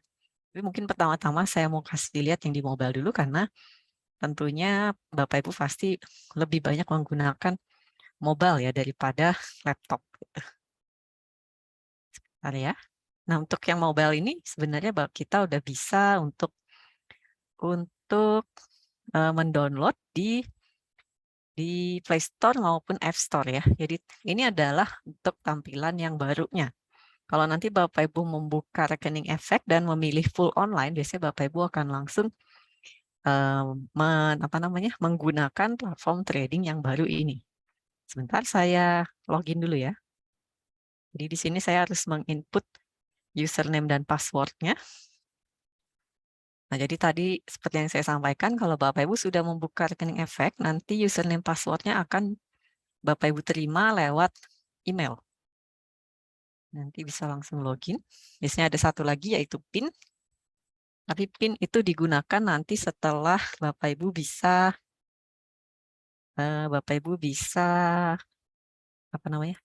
login. Jadi login dulu, baru waktu mau trading, baru pakai PIN. Ini saya share screen ulang. Nah, begini ya tampilan awalnya.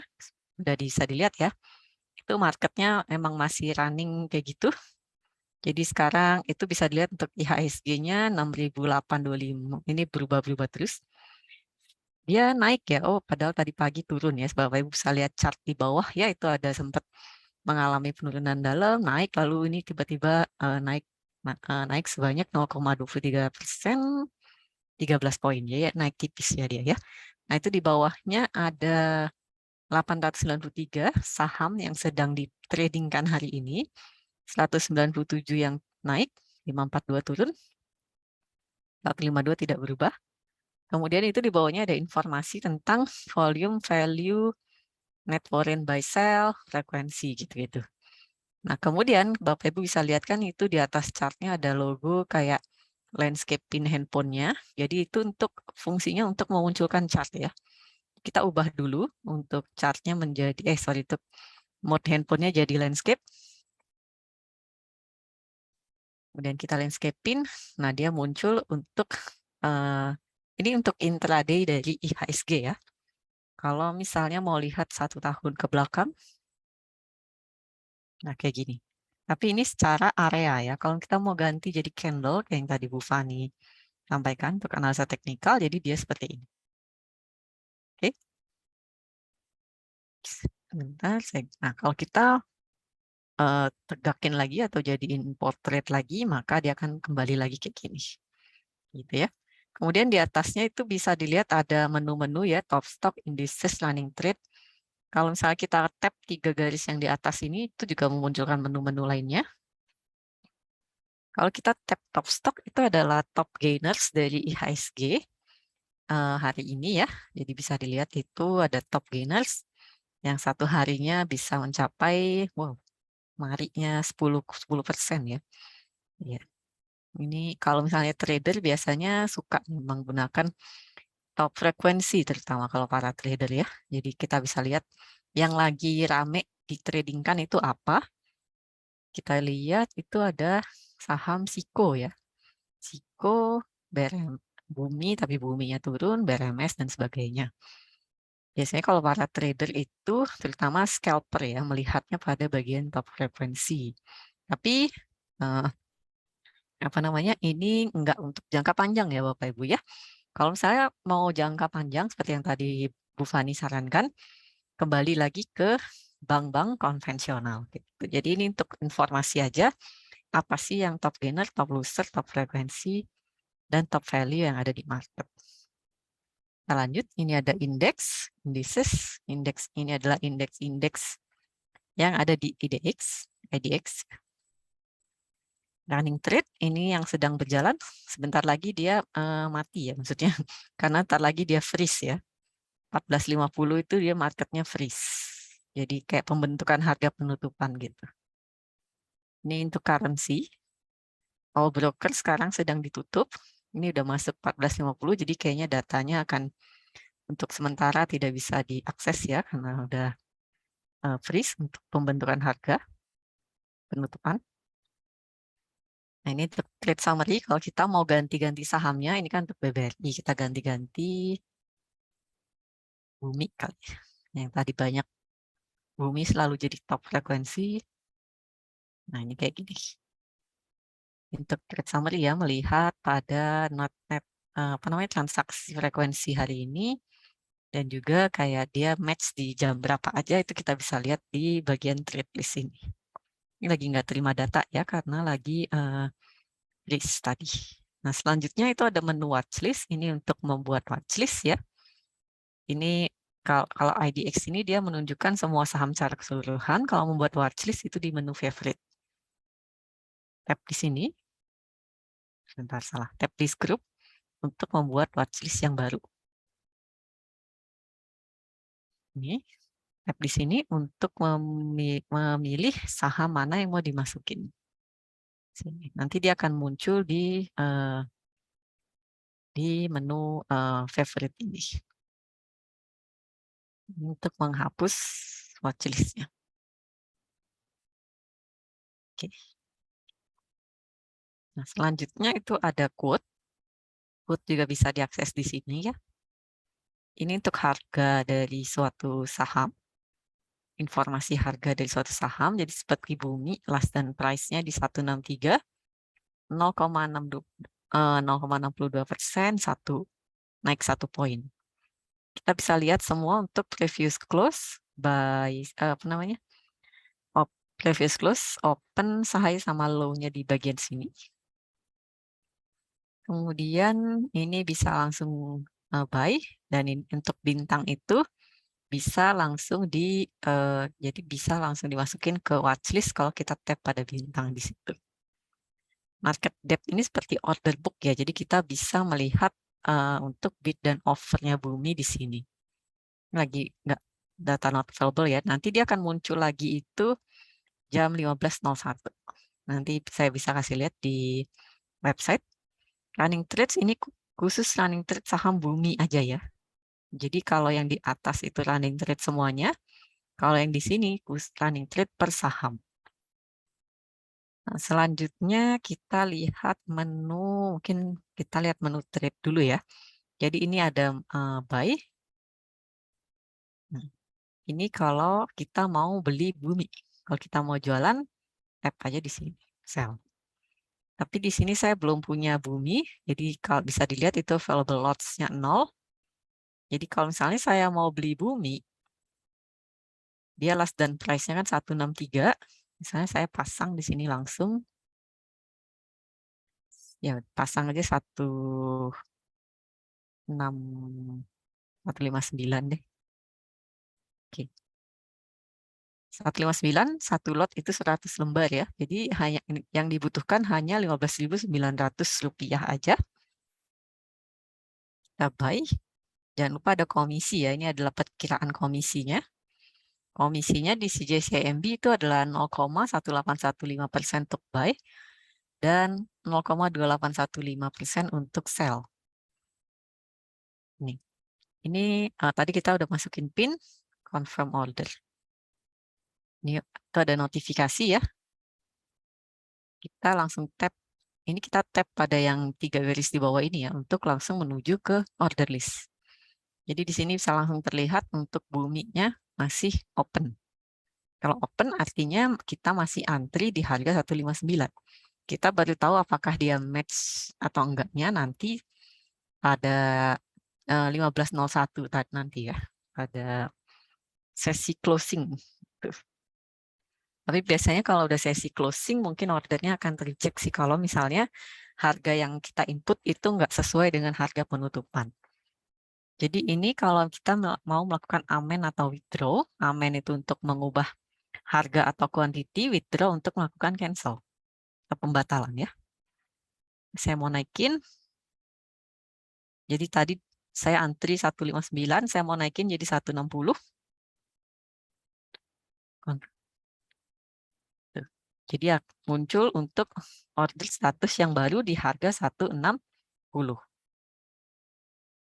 Kalau mau nurunin quantity itu bisa, tapi kalau naikin quantity nggak bisa ya. Itu sudah peraturan dari IDX, jadi pasti akan terreject kalau misalnya mau naikin quantity. Ini kalau saya mau withdraw, kalau withdraw itu jadi membatalkan ya. Withdraw. Jadi mudah banget untuk melakukan beli dan jual di platform CJS, CIMB iTech. Sebentar, saya mau kasih contoh untuk kalau misalnya kita lagi ada order yang open ya. Tadi saya balik ke Antri Bumi dulu. Jadi ini kan lagi ada yang open nih, bisa dilihat kan ya. Oke. Nah, kemudian kita misalnya mau lihat untuk ke menu portfolio. Sekarang kita menu portfolio. Portfolio ini adalah saham-saham yang sudah kita punya ya. Oke. Nah, ini adalah saham-saham yang sudah saya punya. Jadi di sini saya ada unrealized profit sebesar 23.000, 1%. Sini. Tapi karena kemarin-kemarin sih saya beli sahamnya sesuai rekomendasi dari Retail Research ya. Dan juga saya sekarang jangkanya agak menengah ke panjang. Jadi walaupun dia rugi, saya biarin dulu aja gitu ya. Cuman kalau misalnya Bapak Ibu nanti trader jangka pendek, itu nanti beda lagi tekniknya ya. Itu Bapak Ibu harus coba sendiri untuk dan merasakan sendiri apakah Bapak Ibu cocoknya investor atau trader gitu ya. Nah, ini seperti yang bisa dilihat itu buminya masih nol karena memang kan masih open ya. Jadi belum match. IPTV itu juga kemarin udah saya jual, udah match tapi belum settle, jadi dia masih di sini. Nanti kalau udah settle dia hilang dari portfolio. Ini kemudian lanjut ke account summary. Nah, ini seperti yang bisa dilihat kalau holding market value itu adalah nilai pasar saham saya sekarang. Total aset itu adalah current balance yang ada di bawahnya itu, ditambah dengan holding market value, jadi total uang dan saham saya di CJCMB.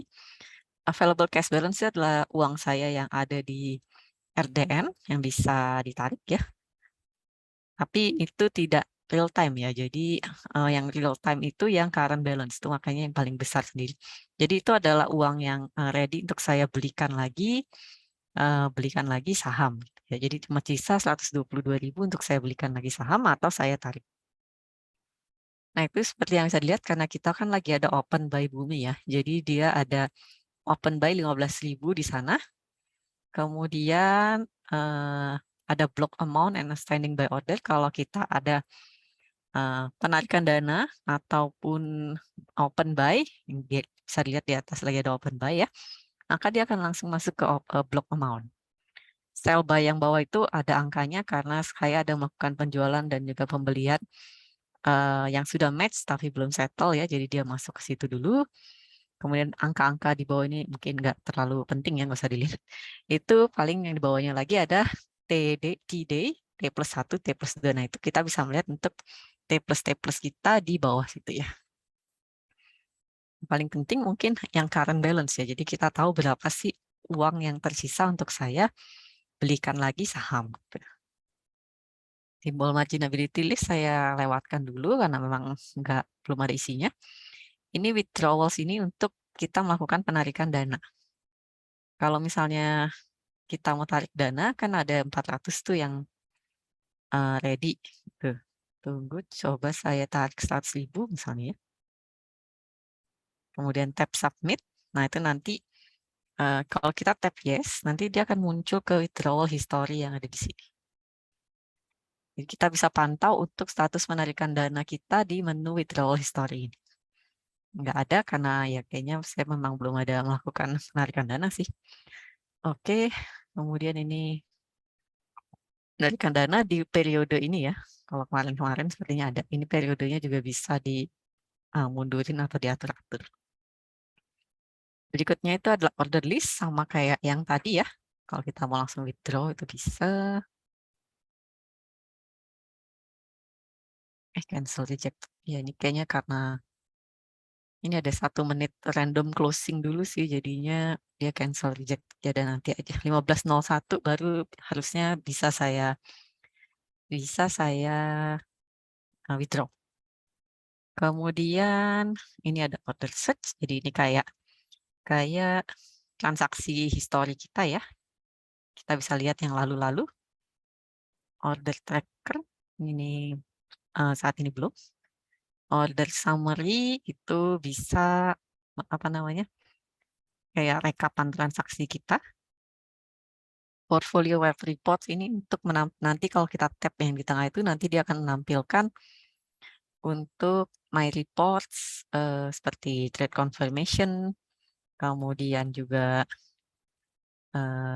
apalagi client statement dan sebagainya. Tadi trade sudah, mungkin ini cara beli, cara jualnya ya. Ini untuk buy, ini untuk sell. Iya, karena saya nggak punya bumi, jadi available lots 0. Kalau saya pilih BBRI, sell, itu ada available lots-nya 2. Nah, ini udah 15.01 ya. Saya cancel buminya dulu. Kita mulai menerima data lagi di 15.01. Saat ini memang jam market masih sampai 15.15 ya Bapak Ibu ya. Belum tahu kapan akan dikembalikan ke jam 4 lagi. Mungkin tahun depan kalau situasinya sudah kondusif ya. Kalau setting ini untuk tampilan light atau dark aja, temnya. Ini kalau dark tampilannya kayak gini. Mungkin ada yang lebih suka dengan tampilan dark. Dark biasanya itu lebih hemat baterai ya. Kalau light itu lebih ngabisin baterai. Cuman ya terserah Bapak Ibu lebih suka lihat yang light atau dark. Nah mungkin baru itu aja ya untuk yang versi mobile. Ini saya stop share dulu. Sekarang kita beralih ke versi website. Sebentar ya.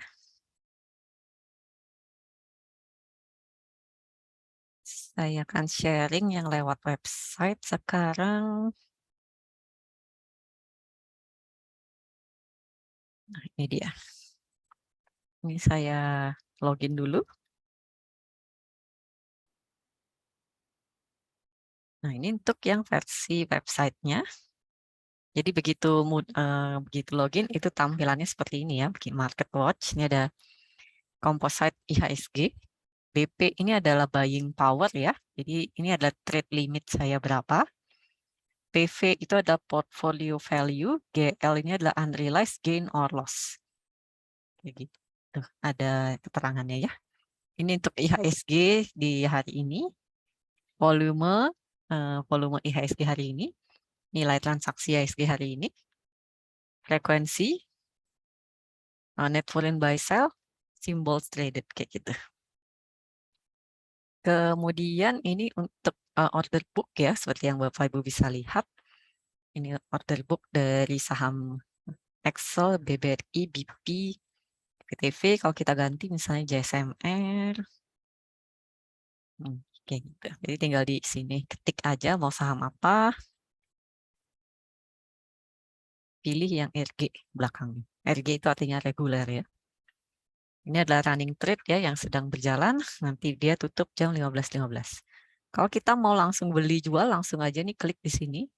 Buy atau sell. Ini lewat website ya Bapak Ibu ya. Saya mau antri misalnya, tapi dia akan di reject sih kayaknya. Karena kalau penutupan market kayak gini dia cuma menerima order di harga penutupan aja. Jadi ini bisa masukkan lot di sini, harga, nanti tap buy. Ini saya kasih contoh aja ya. Saya masukin satu lot, harga 2.400, ketik buy,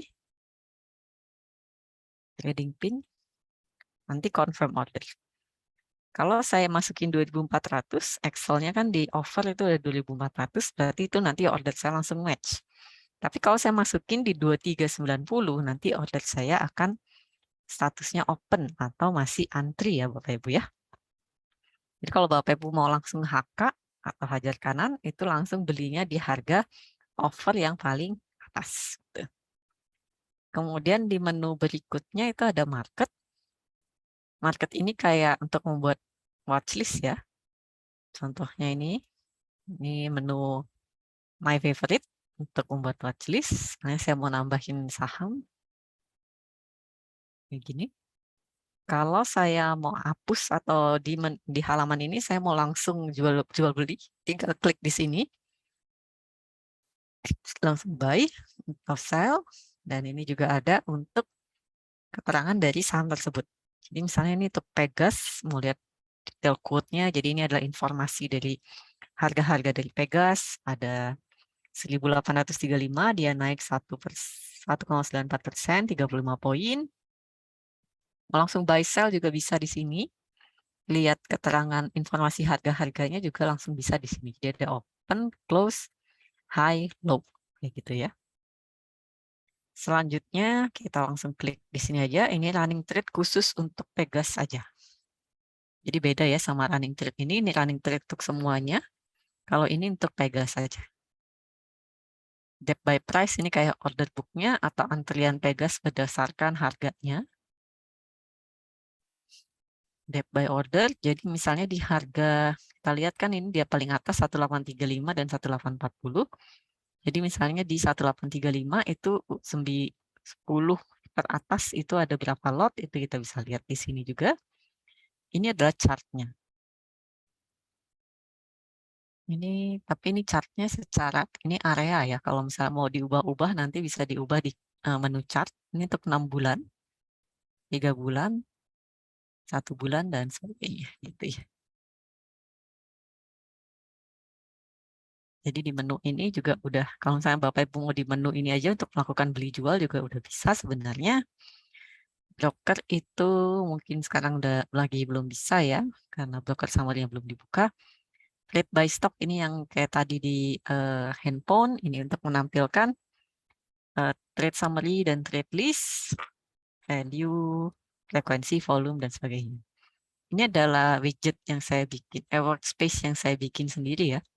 Sebenarnya menu-menu ini juga bisa ditemui di menu sini, cuman kalau misalnya saya pengen cepet itu saya bikin workspace sendiri, caranya kayak gini, klik di sini, kita pilih format workspace mana yang kita mau, klik add widget, portfolio misalnya, kayak gini, jadi nggak usah susah-susah nyari lagi. Ini saya delete dulu, yes, oke. Nah kemudian ini adalah menu trade ya. Menu trade ini yang tadi, jadi kita bisa menampilkan portfolio, account summary, order list di sini. Tapi kalau ini kan sebenarnya bisa juga ditampilkan di sini. Cuman karena saya memang pengen lihat lebih lebar, itu saya bikin workspace sendiri di sini. Atau kalau mau lihat di sini juga ya nggak apa-apa juga. Nanti kalau mau dibesarkan tinggal klik ini, dia muncul full screen ya. Sini. Nah mungkin tadi seperti yang Bu Fani sampaikan ya, kalau mau berinvestasi yang mengalahkan inflasi, karena memang inflasi terakhir bulan September itu kan sekitar 5,95% ya. Itu mungkin sarannya adalah carilah investasi yang memberi return di atas 5%. Nah, memang kalau saham itu apabila pilihannya tepat, memang bisa saja memberikan return di atas 5%. Contohnya, saya ada beli saham BP, ini baru bentar aja udah untung sekitar 5%. Ya memang belum di atas 5% sih, tapi dalam waktu singkat bisa memberikan return 5% itu udah lumayan gitu kan. Tapi memang kalau tidak ada resikonya juga pasti ya. Dimana seperti contoh ini saya ada merugi 2%, di sini juga ada sekitar rugi 2%, ini nggak usah dilihat ya. Ini tuh outlot gitu. Jadi memang nyangkut dan nggak bisa dijual juga, jadi ya nggak usah dipikirkan, biarin aja gitu. Tapi ya karena ini yang saya invest adalah di big banks dan juga telekomunikasi, jadi untuk saat ini masih saya simpan aja ya, jadi mungkin masih ke menengah ke panjang sekitar 1 tahunan mungkin saya mau simpannya gitu. Mungkin kalau misalnya dia turun lagi juga dan saya lagi ada duit, ya saya bisa beli lagi nanti gitu. Dan kita pengen juga ya untuk dapat passive income dari dividen kan. Kalau itu enaknya kalau kita beli saham-saham yang Q45, kemungkinan dia bagi dividen tiap tahun, jadi kita bisa terima dividen juga tiap tahun ya. Untuk account summary ya yang tadi saya jelaskan, bisa dilihat sini. Sama ya bentukannya, informasinya juga sama. Ini ada current balance, holding market value, total aset, jual beli yang sudah match tapi belum settle, itu semua bisa dilihat di sini. Ini order list yang tadi, Bisa dilihat di sini juga. Bisa kita perbesar kalau mau perbesar. Untuk amen withdraw itu bisa dilakukan di order list ya. Ini ada simbolnya. Ini untuk amen, ini untuk withdraw. Karena udah terwithdraw, jadi kita udah nggak bisa lagi untuk amen maupun withdraw. Kita bisa juga langsung melakukan beli jual di sini ya. BCA mungkin. Nih. Langsung aja kita beli. Dia less dan price-nya 8250. Oke, kalau kita input 8250, sini kita langsung buy, masukin confirm order, nanti dia akan muncul di sini. Kalau mau dicoba bisa aja. Dia muncul open. Ini untuk amen. Ya, jadi kalau kita mau naikin harga langsung ketik di sini. Cuman kalau sekarang pasti di reject ya. Langsung klik confirm order. So, ini kalau saya mau withdraw. Withdraw. Oke. Nah, order info ini sama kayak tadi ya. Order summary, order search, itu kayak rekapan transaksi kita. Ini juga sama, kurang lebih kayak order summary. Withdrawal ini untuk tarik dana ya. Yang tadi saya sampaikan. Jadi kita bisa tarik mungkin sekitar 138 ya. Karena tadi kan ini uangnya itu masih belum dipotong pembelian dan penjualan ya. Jadi sebenarnya netnya itu ada segini. 8, 100.000 misalnya ya. Klik submit, nanti dia akan muncul di sini. Kita bisa pantau untuk statusnya di sini. Reports ini adalah portfolio web reports. Nanti yang di handphone juga bentuknya sama kayak gini ya. Quote ini tadi juga mirip-mirip sama yang di handphone. Kita ke full quote dulu. Nah ini untuk by BRI, kalau mau ganti-ganti foto misalnya ya. Nah ini kayak gini. Kita bisa melihat informasi harga dari suatu saham. Ini untuk company profile-nya. Ini untuk finansial sih. Jadi ini untuk data not available ya. Oke. Biasanya muncul sih datanya. Mungkin karena udah mau tutup juga marketnya. Ini untuk melihat laporan keuangan. Ini top stock yang tadi saya kasih tahu yang tentang kalau kita mau lihat top gainer, top loser, top frekuensi gitu di sini.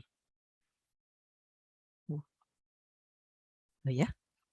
Ini menarik banget Bapak Ibu kalau kita berinvestasi di yang tepat itu dalam 1 hari aja kita bisa dapat untung 13%. Tapi ya hati-hati saham juga mengandung resiko pasti ya. Oke, menarik kalau ngelihat yang top frekuensi pastinya. Oke, kayak gini. Ini heat map-nya. Mungkin nanti masih akan dikembangkan dan dirapikan untuk heat map-nya ya. News-nya. Dan ini untuk chart-nya. Nah, ini yang tadi. Ini indikator sih untuk memunculkan indikator apa aja dalam analisa teknikal. Jadi kalau Bapak Ibu mau melihat pada jadwal kelas edukasi kita, ada juga di jelajah jadwal kelas edukasi ya. Ini ada banyak untuk edukasi yang akan dengan berbagai topik. Apalagi kalau Bapak Ibu sudah menjadi nasabah. Jangan lupa juga di-follow untuk sosial media kami. Sosial media kami itu ada Instagram. Sebentar ya, saya kasih tunjuk. Ini. Ada Instagram, Twitter, podcast di Spotify, TikTok, Facebook, YouTube, dan juga Telegram.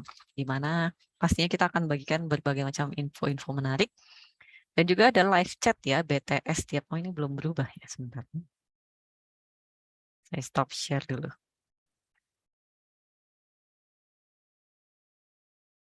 Dan juga tiap pagi itu ada berita tentang saham ya, di mana biasanya tim retail research akan membagikan info menarik yang terupdate tentang market. Dan juga kalau misalnya Bapak Ibu tertarik untuk bertanya tentang suatu saham juga bisa dilakukan pada saat BTS atau berita tentang saham tersebut. Itu ya. Kalau misalnya Bapak Ibu ada pertanyaan, boleh silakan ditanyakan ya. Jangan lupa kalau mau membuka rekening efek, bisa langsung mengunjungi website kita www.cgs-cimb.co.id. Bisa dibuka di bulan ini karena mumpung lagi banyak promo ya, jarang-jarang ada promo nih di bulan ini karena bulan inklusi keuangan jadi banyak promo. Sini, diklik register ini ya. Gitu. Ya, untuk promo Lucky 500 sama bio-nya itu hanya ada di Oktober aja ya Bapak Ibu ya. Jadi bisa dimanfaatkan sebelum bulan Oktober ini berakhir. Oke, ada pertanyaan? Mungkin kalau tidak ada, saya mau akhiri dulu untuk pasti Pak Investasi di hari ini. Semoga apa yang sudah disampaikan bermanfaat untuk Bapak Ibu semuanya. Dan jangan lupa untuk membuka rekening efek bersama CGSCMB Sekuritas Indonesia dan manfaatkan untuk promo-promonya ya. Ikuti juga event-event yang diadakan oleh CGSCMB. Sampai bertemu lagi di Oh iya Pak, nanti kalau misalnya Bapak ada kendala bisa juga menghubungi bagian CS kami ya, nanti akan dibantu oleh CS. Nomor WhatsApp CS itu ada di website atau bisa juga menghubungi 0815 1180 4883. Nanti akan dibantu oleh bagian CS kami. Oke.